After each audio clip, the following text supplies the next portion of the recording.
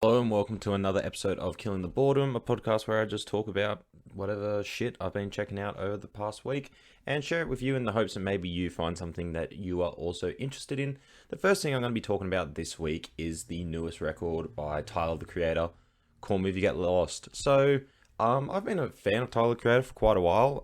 I really got into him, I liked Flower Boy. I thought that was a pretty good album, but I really got into him after Igor, which I think thus far is his best album.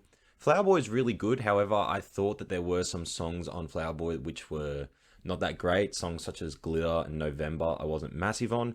However, songs like 911, um, Garden Shed, and Who That Boy, um, what's it called? The biggest song from that album. See You Again, yeah, See You Again. I thought those were all great albums, great songs, sorry, but I thought Igor was, after that, Igor has been Tyler's best record. I really like the aesthetic of Igor, the sonic aspects of it. I just thought it was very interesting, this sort of use of these staticky kind of synths with, you know, Tyler's signature really soulful sound. I thought that this album we'd begin an evolution of that kind of sound from Tyler, but we haven't. In fact, this album is quite different. It's quite actually, I would say it's more similar to Flower Boy in that it's very, very smooth, soulful, jazzy kind of beats for the most part. Um, but we get a lot more rap. Where Eagle wasn't really a rap album, but this that Call Me If You Get Lost is most certainly a rap album. And I really liked it. I thought it was, I was quite surprised by it. As I said, I didn't know what direction it would go in, or I was surprised by the direction it went in. But I liked it. I think it's better than Flower Boy. I'm not quite sure if it's as good as Igor. I don't think it has the peaks that Flower Boy and Igor had, but it is definitely Tyler's most consistent album. There is only one song on this album that I wasn't really a big fan of, or two songs. But yeah, so this album's a lot more soulful. Songs like, Hot Wind Blows, Was Your Name, uh, Rise. They just have these really like melodic, nice, breezy kind of beats, which they're just very chill, very relaxing. And Tyler's rapping on this album is exceptional. I would say this is his best rapping performance. Like lyrically, he's on point in every song. So there's a good variety in this album still, even though like Tyler's so good at creating sonically cohesive projects. But there is still a lot of variety in terms of the production and the beat selection by Tyler.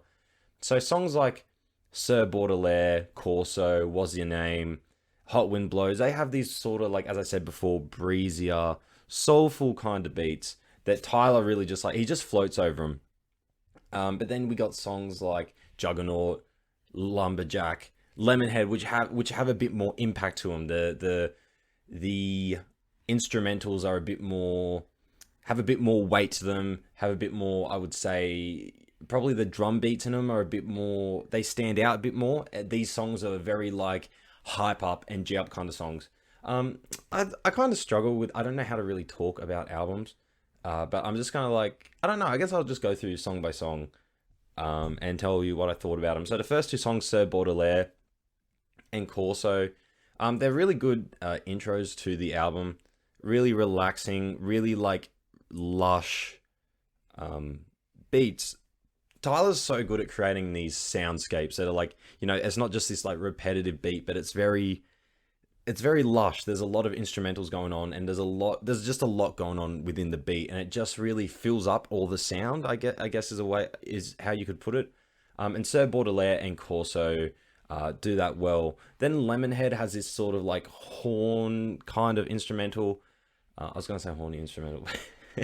That sounds dumb. I apologize. I'm not very good at talking about music. I'm trying my best, but I just want to talk about this album. I guess I should say what the album's about. So I know in Tyler's last two albums, he's talked about, they're very centered around his relationships and his feelings towards a certain person. And this album is the same. It's a different person to Igor, because I got the impression that Igor was about a guy. This album is about a girl pretty clearly. But this album also, contains themes of, it's kind of like Tyler's victory lap, I guess. There's a lot about him talking about how much he has grown as an artist, since his earlier stuff. Because, like, something that is very, something about Tyler is like, his evolution has been so strange. It's been great because I think he's becoming a better musician.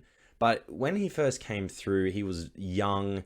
He was very abrasive. He had a lot of, like, he was trying to be shocking. He was trying to shock people and offend people. Like, his older stuff had that, there's lyrics from his older music that are very much just intended to make people, cringe, or kind of, he was a provocateur for sure. He was a provocateur, and you can see as he's evolved, his music's gone towards more introspection and less, he doesn't really say shocking shit anymore, or stuff that, like, he got banned from, like, Australia and the UK, I'm pretty sure, because of his lyrics, which I think is fucking stupid, but that's beside the point. But his music has slowly, over time, he's become, more introspective, and I would say more deep, like, deeper works of art, I would say. Like, I think there's still some really good songs from his catalog from when he was younger, but I feel like sorry, yeah, I feel like he's just improved overall as an artist heaps. So yeah, this album's about, on top of his relationship with this girl, where he's like the side guy, like the side bitch, I guess you could say. But it's also him talking about how, how prolific he is now, how he's a lot better, like how he's risen to the top of the game, which he really has. Eagle was his first number one album, and I thought incredibly well deserved, because, as I said, I love that album. I'm not sure if this album went number one. I think it was either this album or the Doja Cat album that went number one, but I'm pretty sure this album was predicted to go number one. Yeah, anyway, so that's kind of the themes of it. And so, like, the first few songs kind of tackle that, Baudelaire. Tyler Baudelaire is the persona he takes up over the course of the album. And of course, like, Baudelaire has that sort of, it sounds like very prim and proper, very elite. And that's the character he takes up over the course of the album. Tyler Baudelaire, obviously this version of Tyler who's very elite, very, rich, and, at the top, someone who is to be looked up to. And these first three songs, so Sir Baudelaire, Corso, Lemonhead, are just, Tyler kind of like bragging and setting the mood for the album, setting this aesthetic. You got DJ Drama in the background, throwing around ad-libs. People didn't like it. I thought DJ Drama was good. I think, like, honestly, after, like, you kind of, it's not jarring. You kind of don't even hear him once you've listened to the songs a few times. And then, after that, you got What's Your Name and Lumberjack, which these are probably the two biggest songs from the album. What's Your Name is a bit of like it's a more smooth, soulful, just relaxing song. It's really enjoyable. I think the beat is really nice. The Ty Dolla Sign vocals in the background are just very relaxing. It's a very chill beat. It makes you think of, like, you're on a beach, you're just listening to music. It's nice. Lumberjack is complete opposite to that. It's like this really grimy kind of synth. Just a banger, just a great song. And then, we whiplash back to Hot Wind Blows, which has this soul sample. It's very smooth. Tyler and Lil Wayne absolutely float on the beat. The Lil Wayne feature is great. He absolutely kills it. After that, we have Massa, and I would say this is probably the first song on the album where Tyler kind of digs a bit deeper. Like, the first songs are all a bit more braggadocious and talking, flexing and talking about, where he is in life and setting the scene, showing, establishing Tyler Baudelaire as both this prestigious figure, but also this character in love who's chasing this chick who's unfortunately taken. But Massa is the first song that kind of digs a bit deeper in it, and it's Tyler reflecting on his past and how much he has grown as an artist, um, and how his music has shifted and how it's changed over the years and why it's changed over the years, and also a bit of a bit about like bragging, like look how far I've come. Yeah, I really like Massa. Run It Up, I wasn't massive on. Honestly, I can't even remember. I've listened to the album a few times. I don't remember Run It Up that much. I just didn't really. I didn't think it was that great. Manifesto. This is one of the best songs on the album. So this is Tyler, Creator, and your longtime friend who was originally a member of Odd Future, Domo Genesis. It is a song about, as DJ Drama says at the beginning of the song, gun talk, but it's more than that. It's also Tyler rapping about where his place is in the discourse around gun violence, and what is his responsibility as an African American to talk about police violence.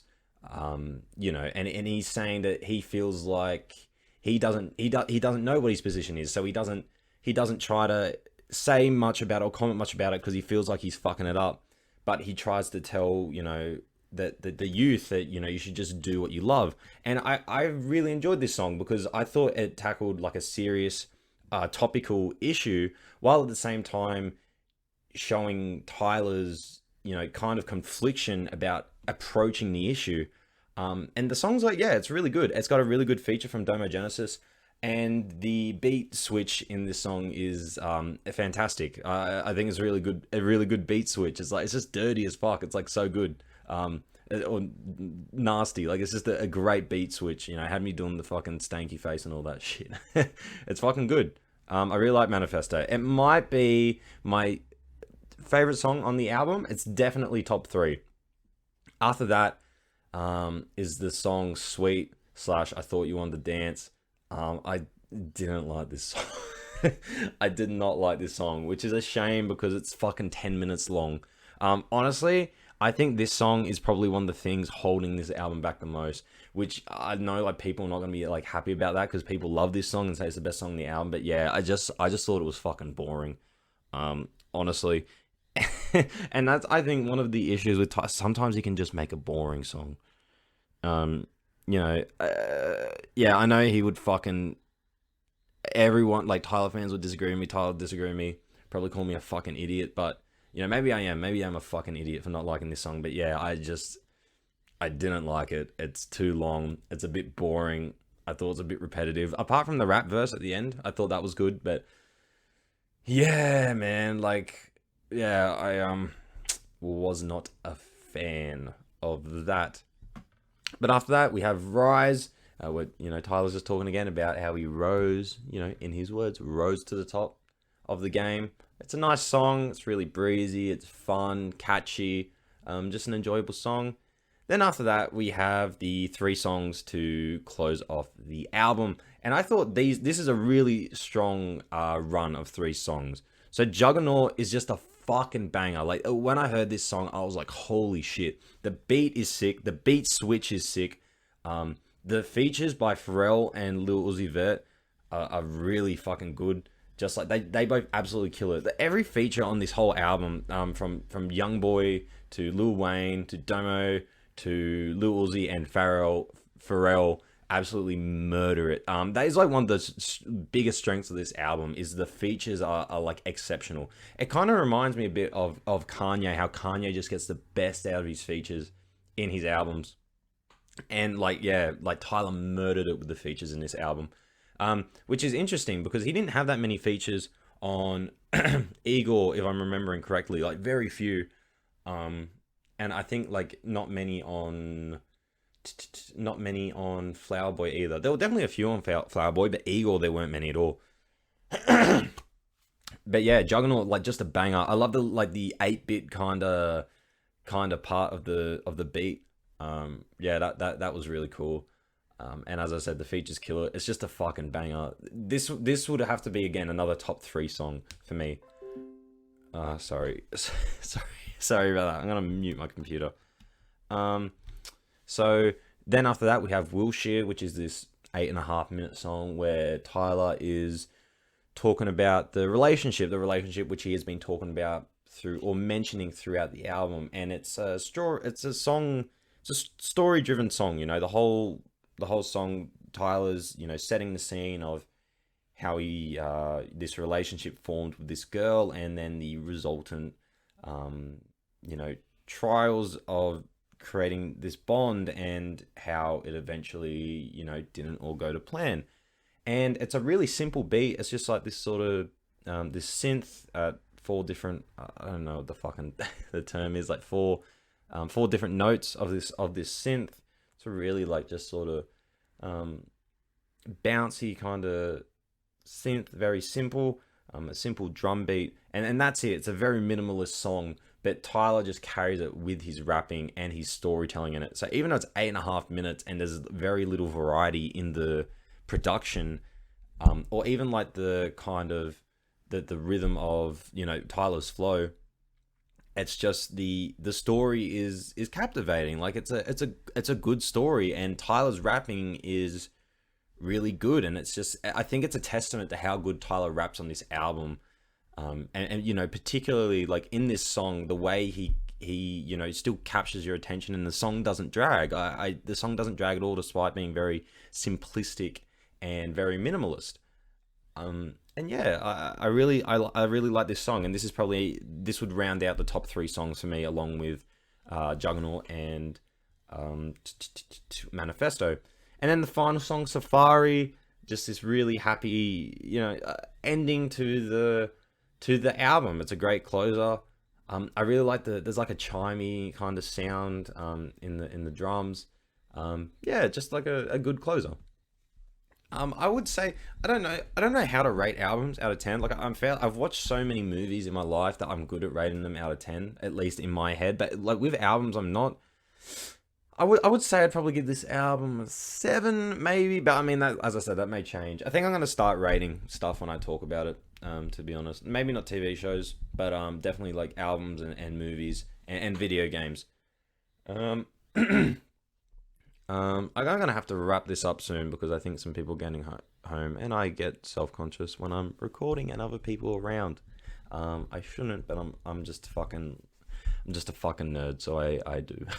I guess next I would talk about is season 5 of The Expanse. So season 5 of season 4, sorry. I kept thinking I was on season 5 because season 3 was so epic. Like it felt like 2 seasons. And I guess that's also due to the fact that it's cut in half. The first half focuses on the war between Mars and Earth, and the second half focuses on the ring. This season is much smaller in scope. It doesn't make it necessarily worse. I do think it's not as good as season 3, but not because of the scope. I think it was actually quite nice to have a smaller scope thing where it wasn't so draining on my memory, trying to remember every single character and what was going on socio-politically. Even though that is a very interesting part of The Expanse, the political dimension, there's still a lot of political stuff in this season of it, but it's much smaller. So like in scope. So the rings open, and basically we have the crew of the Rocinante landing on a new planet, to chasing after this group of belters that landed on the planet. And then there's also people from Earth who have also gone to land on the planet for scientific research.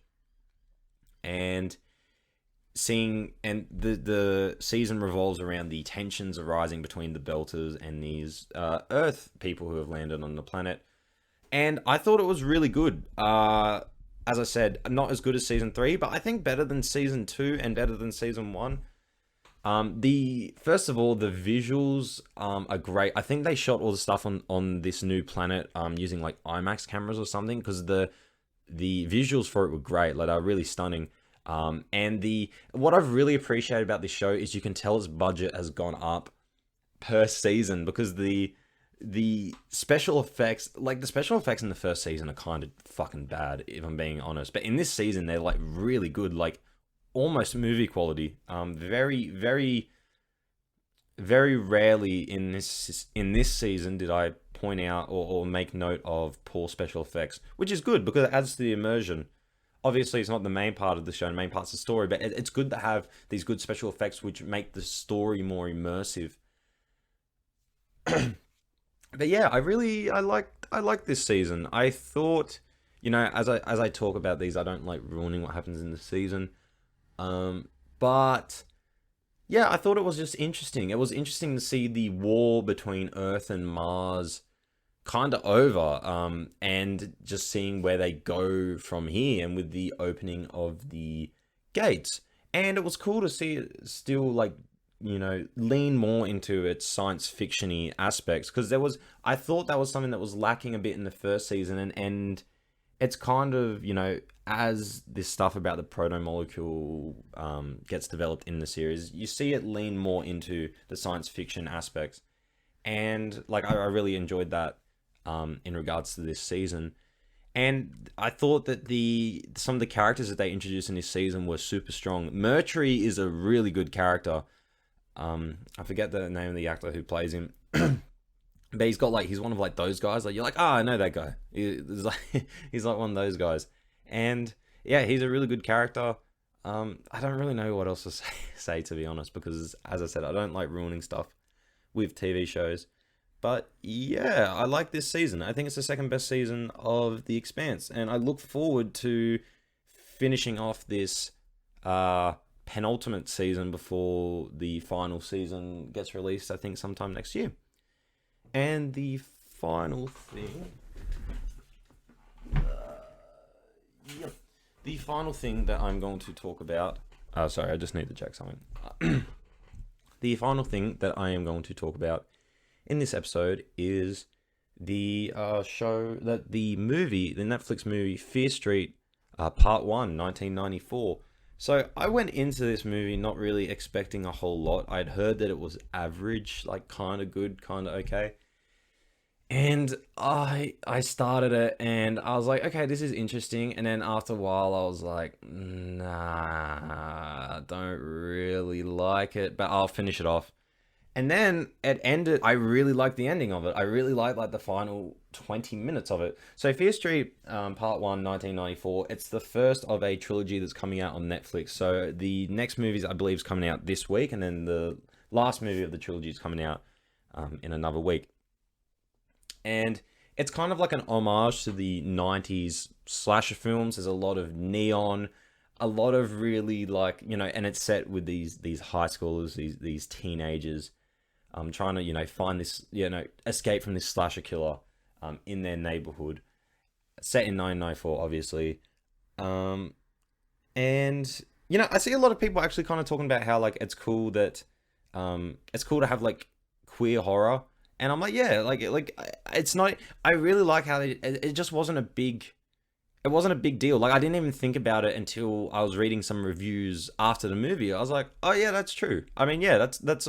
I hadn't even thought about it. It's awesome to have a movie that gets some queer representation, and it was done in a good way. It wasn't in what I thought was a good way, I guess. Like, it wasn't done in this kind of like overtly like in your face. It was just like, it was just a normal horror movie with queer characters as the main characters. Like, it was awesome. Like, great, awesome representation. And I'm glad that the lesbian community got to see someone who represented them in in a horror movie, because I can't really think of a horror movie that's I guess I haven't watched that many, but I can't really think of a horror movie that has lesbian or gay main characters. So that was a cool aspect of it. And as I said, a cool aspect of that was the fact that it wasn't made a big deal out of it. It was just a regular movie, and the main characters happened to be gay. I thought that was cool, awesome. And sorry, I lost I lost track. But yeah, so this movie, yeah, it's just kind of like this slasher film. There's a town that has, over its history has had a whole bunch of bad murders, and they believe it's tied to this witch from, way back when, and, she's still haunting the town. And then a whole bunch of a mass murder happens in a mall, and then from there the events of the film unfold, where there's more killings and this group of teens are on the run. And I thought the reason I didn't like it at first was I found the main character I found really unlikable. I thought she was making some bad decisions, and I thought she was being a bit of a fucking just being an ass, really. Like she was just being a fucking bad person, like someone I wouldn't want to hang out with. Um, and I guess that's still sort of my biggest issue with the movie. I just found her really unlikable, and they don't really fix that, I would say, but it become throughout the movie, as the movie progresses, she's not still being a shit person. So I don't know. It was weird. It was weird. I thought the way she was acting was kind of shitty to her ex girlfriend. And just in general to like her brother. But in saying that, teenagers are fucking dicks, and I'm like saying that as a fucking ex-teenager. We suck. So yeah, but what I liked about this movie was I thought that the last 20 minutes, without spoiling anything, I thought the last 20 minutes was really good. I thought that the movie was going a certain way, and as the movie was progressing, it looked more and more likely that it was going that way, which I'm like, okay, that's boring. And then it didn't. A few things happened. I was like, okay, and then it kind of like it woke me up. I was like, okay, I'm very interested to see where this goes. And then when the movie ended, I wanted to see the next movie. I was like, fuck, okay, I'll definitely watch the second one because I thought that was interesting enough. And as I said, although the characters at the beginning, I didn't really like them, they did kind of grow on me. Towards the end, I wouldn't say I was attached to them, but there were some characters that I liked. I think a lot of this movie is generic, but I think that's kind of the point on it. Like, it's playing on the tropes of 90s horror. And I really, I really enjoyed the really rapid cuts between, like, they'll play like 30 seconds of a certain 90s song, and then immediately after 30 seconds of another 90s song. And I kind of liked it. I was like, I know what they're doing. Like, they're playing on the nostalgia factor. But I thought it worked. Yeah, so I would say the main things that are good about this, I thought the cinematography was awesome. The set design, all the neon was really like beautiful. It looked cool. It definitely looked very 90s. All the costumes and that. I would say, as I said, the last 20 minutes or so I thought was really good. I would say if you're watching this movie and not enjoying it, just hold in for the last 20 minutes and appreciate it for what it is. It's not this groundbreaking horror. It's just an enjoyable movie. And I feel like that's all it needs to be, really. It just needs to be enjoyable. Like, and look, as I said, the first hour or so, it's okay. Like, it's fine. It's not necessarily bad, but it's fine.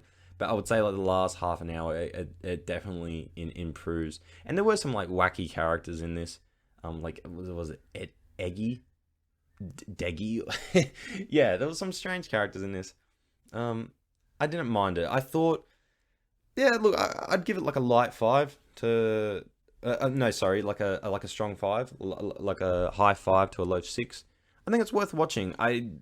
I won't look, because I'm going to be talking about the next episode. I'm going to be talking about the next movie. I'll kind of give spoilers for this, but I don't really like giving spoilers.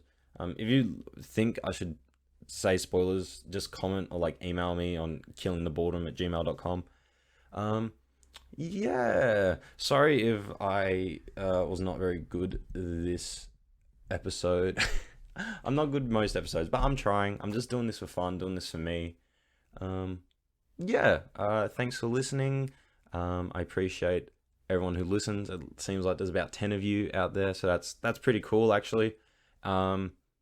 Yeah, I appreciate everyone listening. Comment if you want to see me talk about anything else. Send me an email, killingtheboredom@gmail.com. And yeah, thanks for checking this out, and I hope you guys have a great day. Bye.